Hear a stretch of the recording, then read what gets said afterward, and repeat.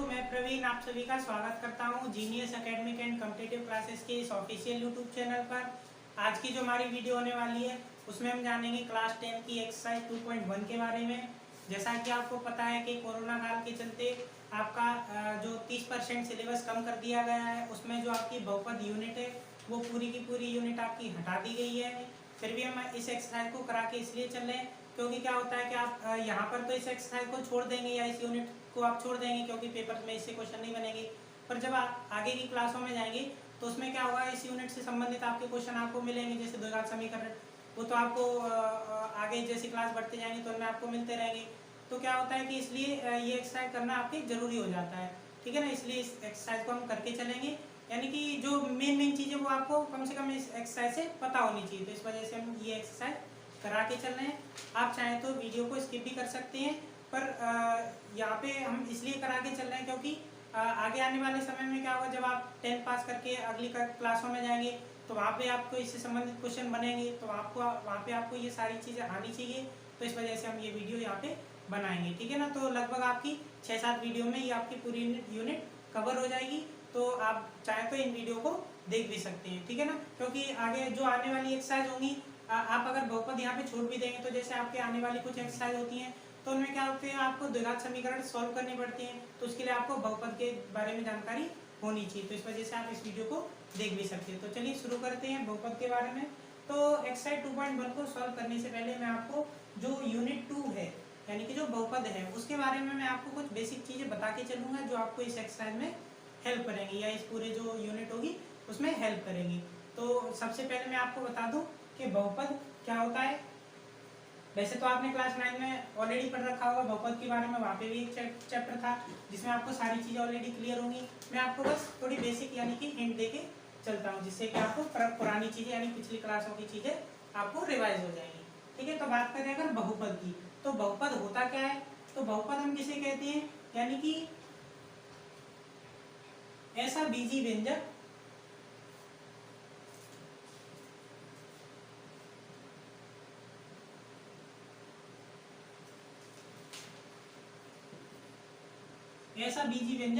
जिसके चर की घात क्या हो, एक पूर्ण संख्या हो, यानी इसकी चर की घात क्या हो, व्यंजक के चर की घात क्या होनी चाहिए, एक पूर्ण संख्या होनी चाहिए, ठीक है ना। यानी कि ऐसा बीजी व्यंजक जिसमें क्या होता है कि जिसके चर की घात क्या हो, एक पूर्ण संख्या हो, तो उस पद को हम यानी कि उस बीजी व्यंजक को हम क्या कहेंगे, बहुपद कहते हैं। अब पहली बात, यहाँ पे बीजी व्यंजक का मतलब आपको पता होना चाहिए। तो बीजी व्यंजक क्या होते हैं कि ऐसे व्यंजक यानी जिनमें क्या हो, संख्या और उसके साथ संकेतों को मिला लिया जाता है। जैसे कि हम आपने देखा हो 2x प्लस वाई, या हम कह सकते हैं 3x प्लस 2, ठीक है। तो ये आपकी क्या हो जाती है, बीजी व्यंजक होते हैं, जिनमें क्या होते हैं आपके चर और अचर यानी कि दोनों तरीके की आपकी संख्याएं सम्मिलित होती है। बात करें यहाँ पे चर क्या होता है या अचर क्या होते हैं, वो आपको पता होना चाहिए, ठीक है ना। तो चर क्या होते हैं, यानी कि जो भी आपके संकेत वगैरह इसमें जैसे एक्स वाई जेड, ये वर्ड जो आपके यानी कि ये लेटर जो आपके यूज किए जाते हैं, इन्हें हम बोलते हैं चर।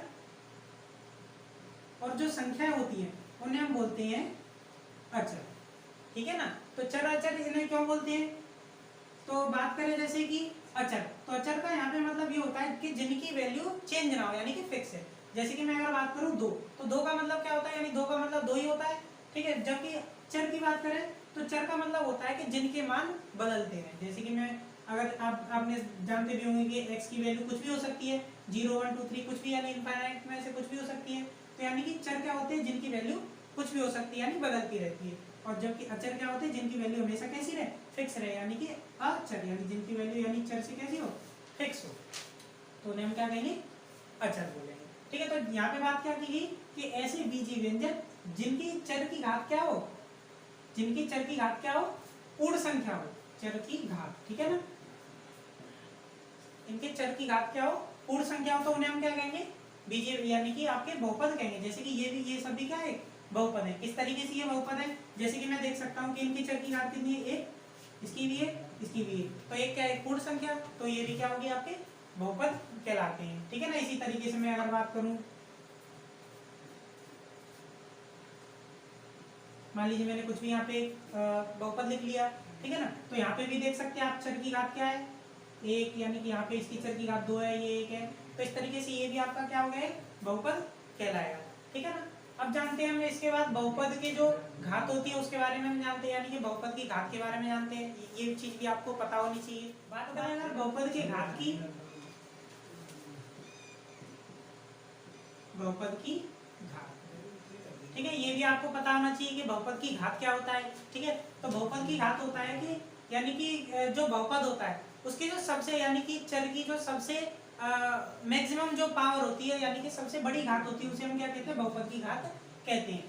एग्जाम्पल से समझते हैं। जैसे कि मान लीजिए मैंने यहाँ पे कोई भी एक बहुपद लिखा, 2x² + 3x प्लस मान लीजिए 5 लिख दिया, ठीक है। तो ये जो बहुपद है, अब इसकी घात मुझे पता करनी कि इसकी घात क्या होगी। तो इसकी घात क्या होगी, यानी कि चर की जो सबसे बड़ी घात होती है। जैसे कि मैं देख सकता हूँ ये जो चर है इसकी सबसे बड़ी घात क्या है, 2, और इसकी घात क्या है, 1। तो सबसे बड़ी घात क्या है, 2। तो इसकी जो घात होगी, यानी इस बहुपद की घात होगी, वो क्या कहलाएगी, 2। जैसे कि आपको क्वेश्चन में दे रखा हो कि किसी जो भी आपको बहुपद दे रखा हो उसमें आपसे पूछा जाए कि इस बहुपद की घात क्या है, तो इस बहुपद की घात क्या होगी, 2 होगी, क्योंकि सबसे जो मैक्सिमम पावर होती है वही बहुपद की घात कहलाती है, ठीक है ना। आइए कुछ और एग्जांपलों से समझते हैं। जैसे कि मैंने यहाँ पे पहले से ही कुछ सवाल लिख रखे हैं, और इनमें आपको क्या पता करना है कि बहुपद की घात बतानी है। तो जैसे कि मैं बात करूँ अगर इस वाले बहुपद की, तो जैसे कि आप देख सकते हैं इस बहुपद में सबसे मैक्सिमम जो चर की घात है वो आपकी क्या है, 1। तो इस बहुपद की जो घात होगी वो क्या होगी, 1। इसी तरीके से आप इसमें भी देखें तो इसमें भी चर की सबसे मैक्सिमम घात क्या है, 1 है। तो हम कह सकते हैं कि इसकी जो घात होगी वो क्या होगी, 1। यानी इन दोनों बहुपदों की घात क्या है, 1 है। बात करूं अगर मैं इस समीकरण के लिए, तो आप देख सकते हैं कि इसकी जो मैक्सिमम घात है वो 2 है और 1। तो मैक्सिमम क्या है यहाँ पे, 2, यानी चर की घात देखें तो एक तो 1 है और 2 है, पर हमें मैक्सिमम पावर की पता करना होता है। तो मैक्सिमम पावर इसकी क्या है, 2। तो हम कह सकते हैं इस चर की, यानी कि इस जो बहुपद है इसकी घात क्या है, 2, ठीक है। इसी तरीके से इसमें भी आपने देखा, तो यहाँ पे भी आप देख पा रहे मैक्सिमम पावर इसकी 2 है, तो यानी कि ये जो बहुपद है इसकी घात क्या होगी, 2 होगी। तो इसी तरीके से आप इस वाले क्वेश्चन के लिए बताइए कि इस बहुपद की घात क्या होगी इन दोनों के लिए। तो आप देख सकते हैं मैक्सिमम पावर 3 है दोनों में, तो इस बहुपद की घात, इन दोनों बहुपदों की घात क्या होगी, 3 होंगी, ठीक है। तो अब क्या होता है कि जैसे कि ये जो बहुपद दे रखी है, इन बहुपदों की क्या है, घात है। तो घातों के हिसाब से इन बहुपदों के कुछ नाम भी दिए होते हैं। जैसे कि अगर मैं बात करूं, जिस बहुपद की मैक्सिमम जो पावर अगर 1 हो तो उसे हम कहते हैं रैखिक बहुपद, ठीक है। ये क्वेश्चन आपके पूछ लिया जाता है, रैखिक बहुपद। ये आपको पता भी होना चाहिए कि रैखिक बहुपद का मतलब क्या होता है। तो रैखिक बहुपद का मतलब होता है कि जिसकी मैक्सिमम पावर क्या हो, यानी जिस बहुपद की घात अगर 1 होती है तो उसे हम क्या कहते हैं, रैखिक बहुपद बोलते हैं। इसी तरीके से अगर किसी बहुपद की घात अगर 2 है तो उसे हम बोलते हैं क्या, द्विघात बहुपद,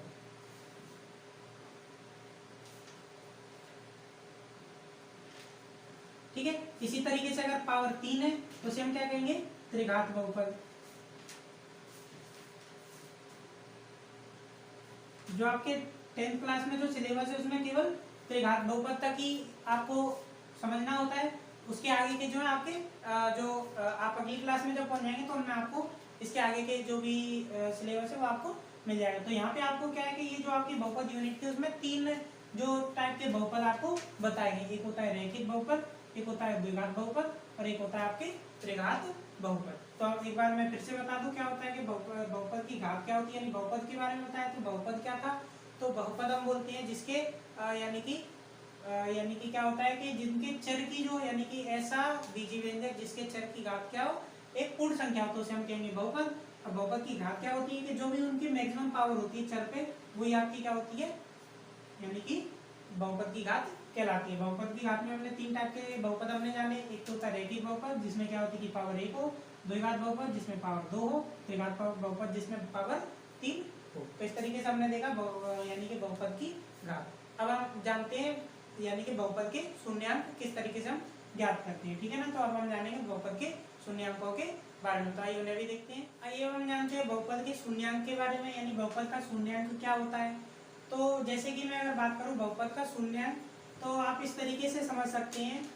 जैसे कि मान लीजिए कि आपके पास कोई बहुपद px है, ठीक है, जिसमें कि क्या हो, कि कोई भी एक संख्या k जो कि क्या हो, एक वास्तविक संख्या हो।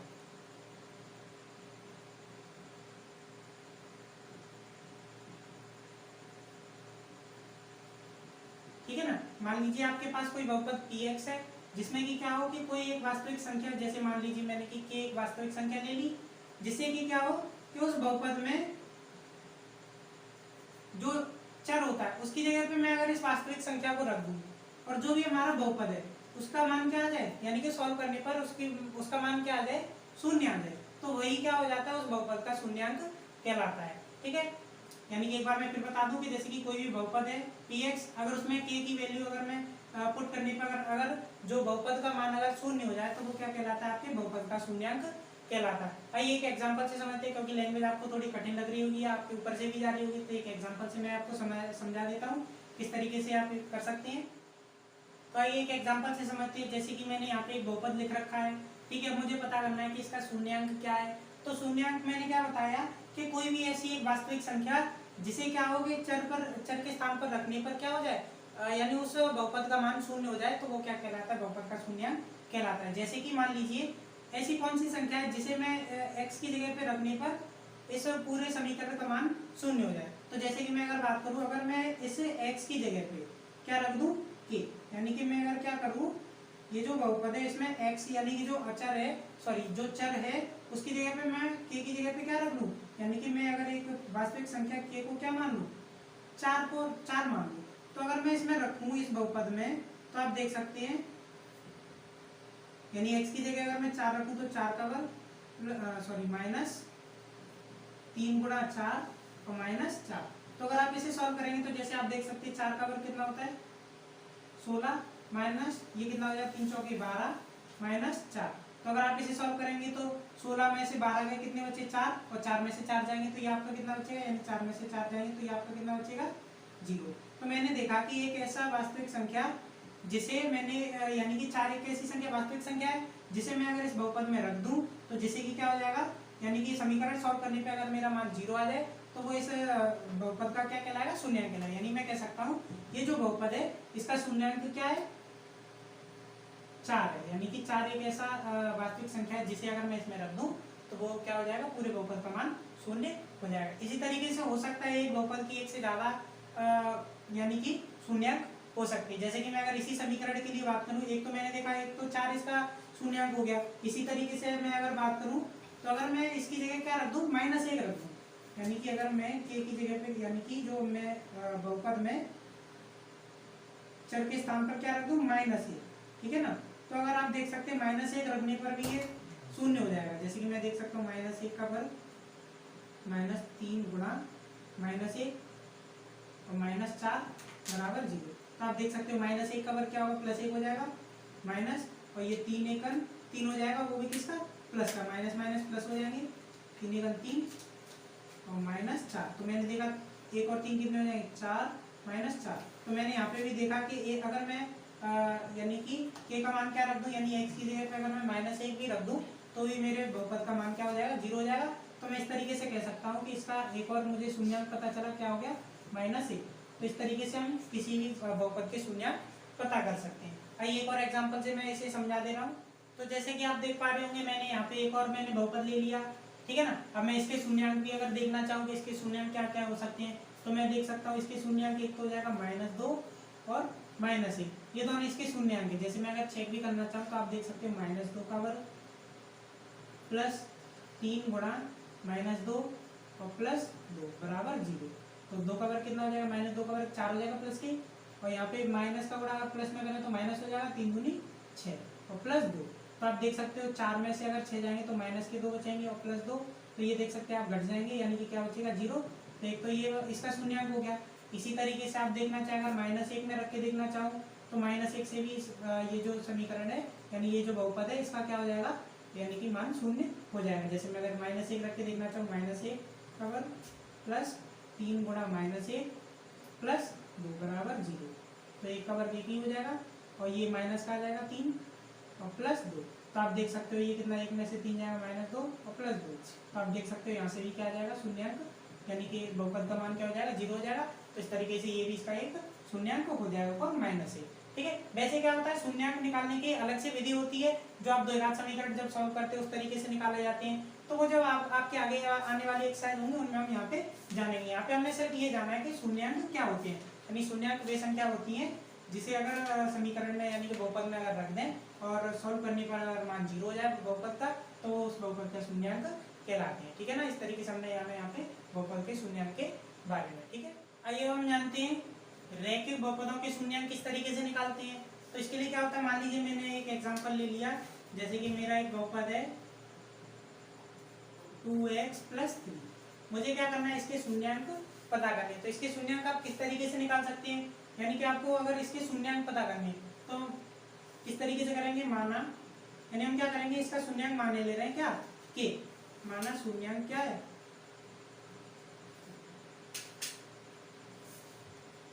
शून्यंक के है। ठीक है, तो यानी कि मैं इस जगह पे क्या रख सकता हूँ, के, यानी कि p, यानी कि x की जगह पे मैं k रख सकता हूँ, यानी कि +3 = 0। यानी कि शून्यंक अगर 0 होगा तो उसका मतलब क्या होगा कि इस पूरे को सॉल्व करने पे क्या आ सकता है, 0 आ जाएगा। तो अगर मैं यहाँ से अगर इसकी वैल्यू निकालना चाहूँ k की, तो k की वैल्यू क्या होगी, यानी 2k = क्या हो जाएगा, प्लस का 3 उधर जाके माइनस का हो जाएगा। इसी तरीके से 2 यहाँ पे गुणा में, वहाँ पे किस में जाएगा, भाग में, तो -3/2। ठीक है, अगर मैं यहाँ से कंक्लूजन की बात करना चाहूँ, यहाँ से आप कंक्लूजन क्या निकालेंगे, तो मैं यहाँ पे एक साइड से और समीकरण से बता दे रहा हूँ। मान लीजिए मेरा कोई एक बहुपद होता अगर ax + b होता, ठीक है, और यहाँ से मुझे इसके शून्यंक पता करने, तो मैं किस तरीके से निकालूंगा। मान लीजिए मैं इसकी जगह पे यानी इसका शून्यंक मैंने k मान लिया, यानी कि मैंने क्या मान लिया, इसका शून्यंक k मान लिया। ठीक है ना, माना शून्यंक k है।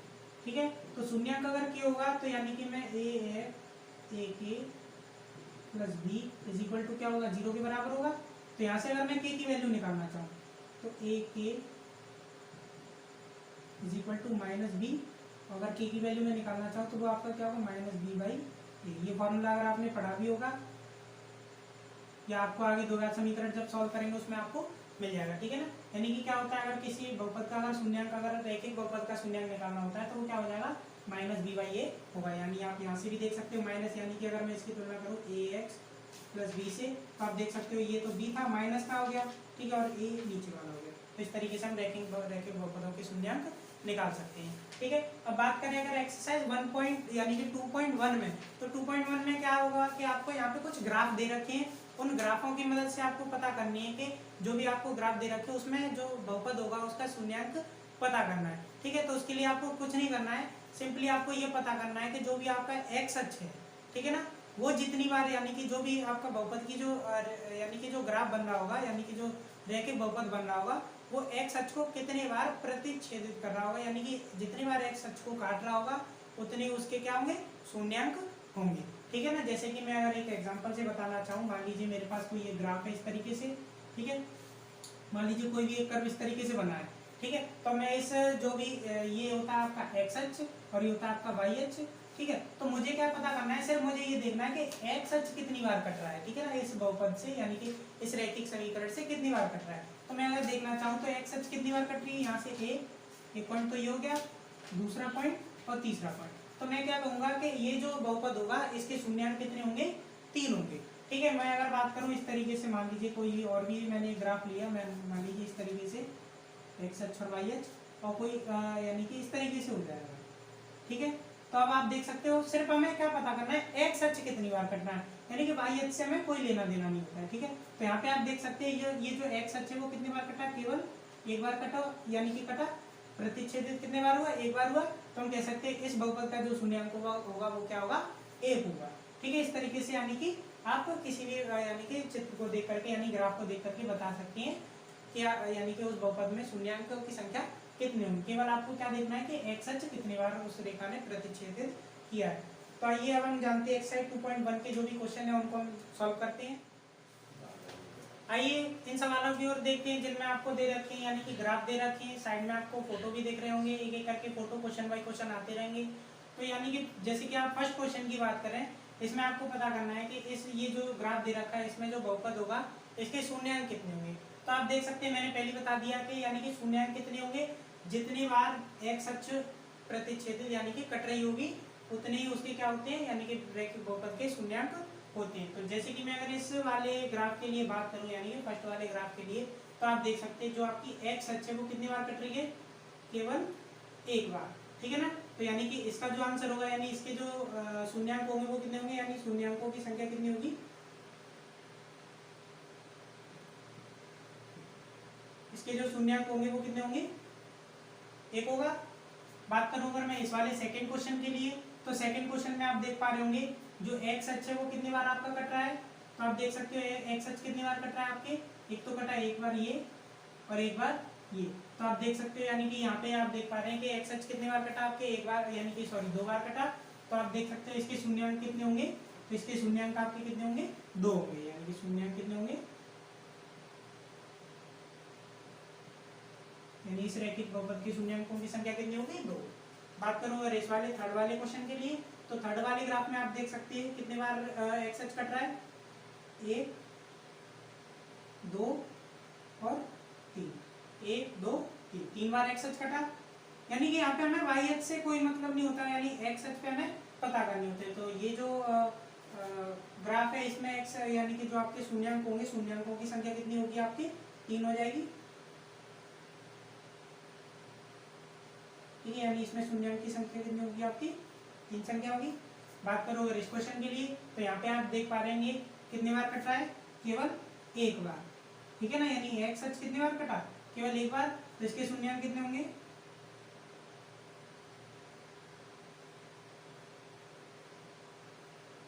यानी कि इसके शून्यांक कितने होंगे आपके, एक, ठीक है। इस तरीके से आप पता कर सकते हैं। आइए जो बाकी के दो क्वेश्चन बचे यानी ग्राफ बचे उनको भी देखते हैं।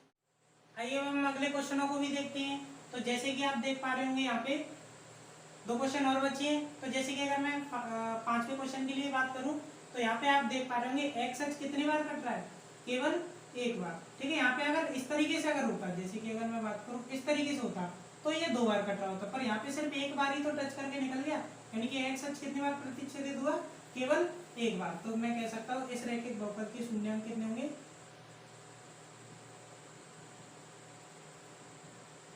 केवल एक। अगर मैं बात करूं इसके लिए क्वेश्चन के लिए, तो यहाँ पे आप देख पा रहे हो कितनी बार कट रहा है एक्स अक्ष, एक दो तीन चार, ठीक है ना। तो इसके जो शून्यांक होंगे वो कितने होंगे,